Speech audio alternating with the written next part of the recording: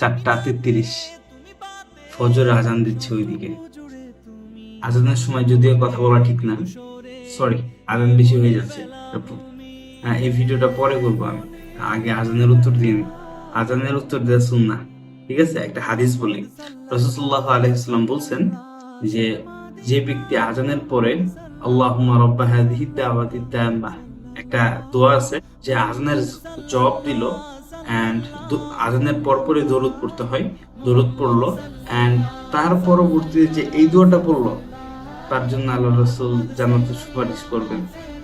জিনিসটা কত একটা স্যাটিসফ্যাকশনাল জিনিস যে জাস্ট এই দোয়াটা করো তুমি, তাহলে কি করবে? আল্লাহ রাসূল তোমাকে মানে সুপারিশ করবে যে ছেলেটা ভালো, আল্লাহ তুমি আমার এই উম্মতকে পার করে দাও আখিরাতের দিন, যেদিন কেউ কারোর জন্য কিছু করবে না, ওই দিন আল্লাহ রাসূল সুপারিশ করবে।